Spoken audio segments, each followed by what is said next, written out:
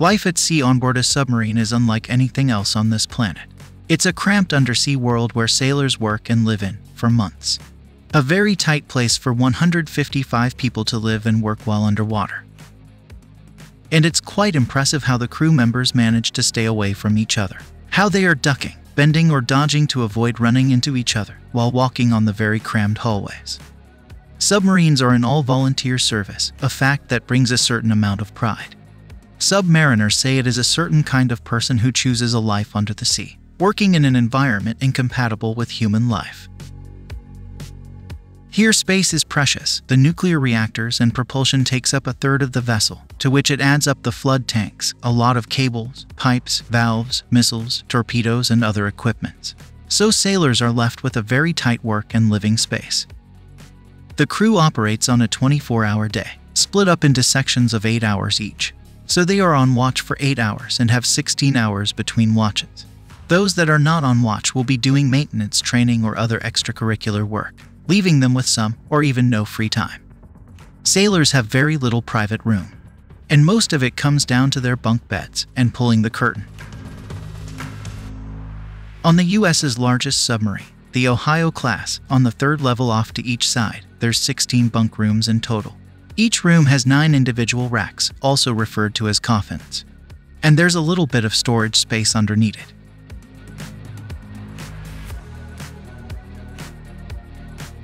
But if you think this living quarter is small, well, remember this is the US's largest sub, and not all submarines have this kind of space.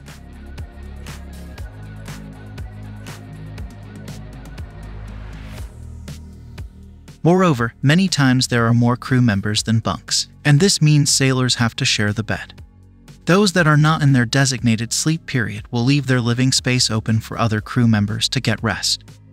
This is called hot bunking, because when you got in your bunk it was still warm from the last guy. Plus, there are beds also in the torpedo room that often doubles as a sleeping and exercise room.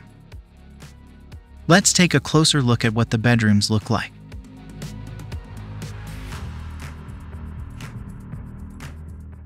This is what the crew uses as their laundry bags, so whenever they change clothes, that's where they'll be putting the laundry. Each rack has a foot locker on it, and also each individual rack is assigned its own drawer where they can keep their stuff private. And there's a common locker, so each bunk room will have a common locker. This is usually where people hang up their jackets and things like that.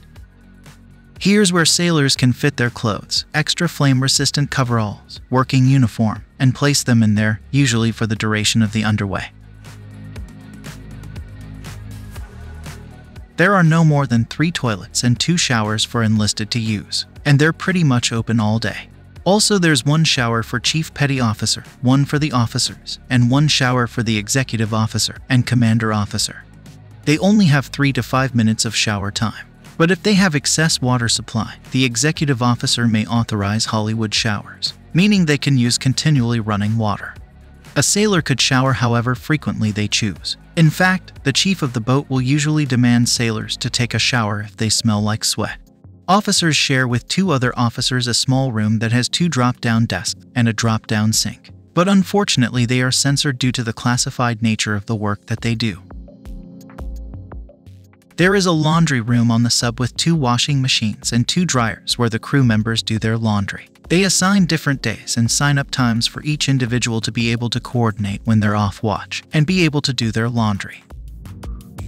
The lack of natural light makes keeping track of time very difficult, and sailors know the time by what type of food they're eating. If there are pancakes, then they know it's morning, but if they eat leftovers, then it's midnight.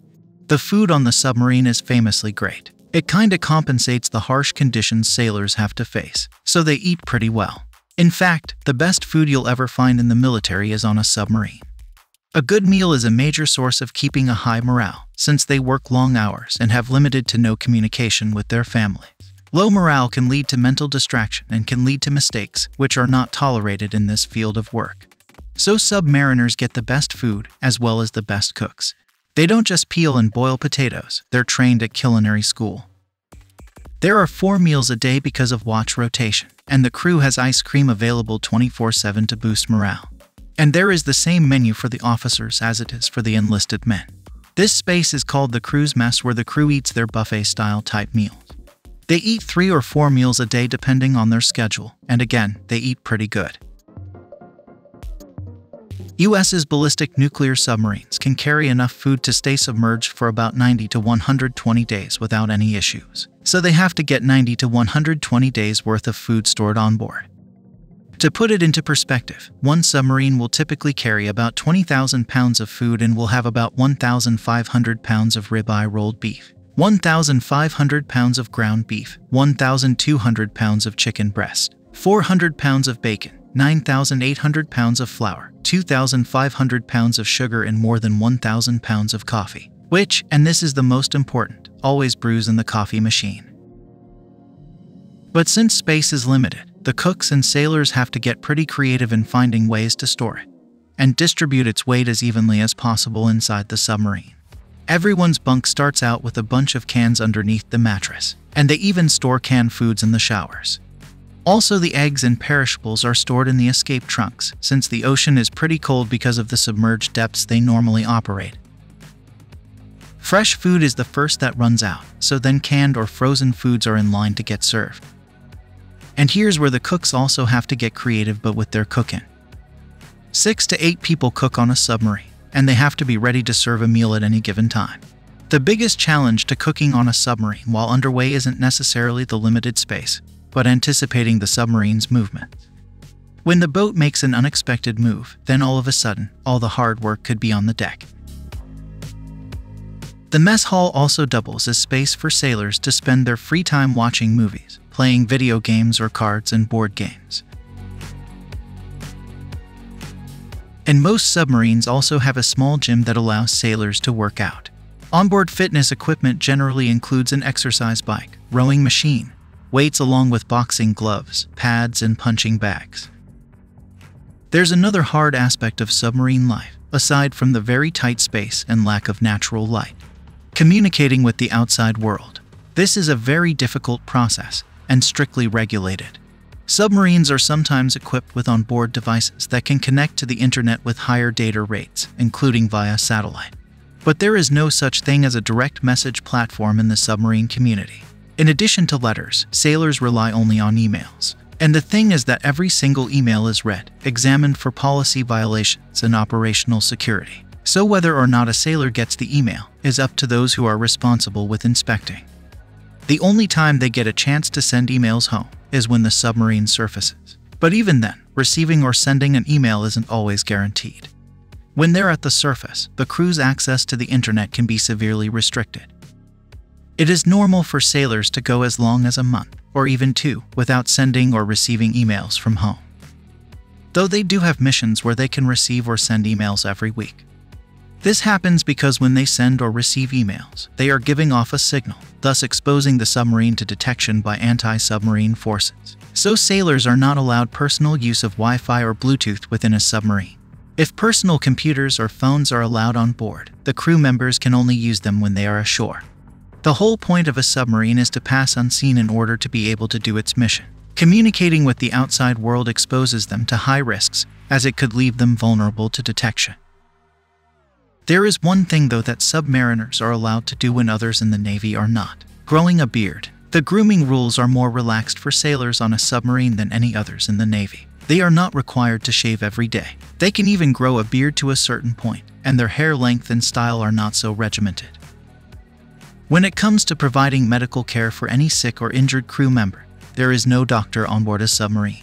An independent duty corpsman or IDC is the sole medical provider on board a submarine that works to ensure the safety and health of submariners. They have extensive emergency medical training above that of a paramedic, capable of performing an appendectomy. These guys are worth their weight in gold. The level of experience and training they need to be qualified at to serve as a submarine IDC is staggering. They are in charge of the entire crew's medical and dental health. On top of this is the radiation health program, so they are also considered as the radiation health officer on board the sub, and have to document the radiation exposure. Beyond the medical care they provide, the IDCs also have other tasks to perform while on deployment. They prepare for industrial hygiene surveys and monitor the ship's atmosphere, are in charge of the medical supplies, and they inspect the food and water quality on board. This is where the officers dine and is called the wardroom. They have all their meals here, and it's all assigned seating. So you have like the captain, XO, and then everyone else can just fill in where need be. An additional purpose of the wardroom is that this table doubles as surgery table while they are underwater. In case the IDC has to perform an emergency surgery while underway, it would take place in the wardroom. Here is the control room, or the brain of the submarine as it is also called, where all the magic happens.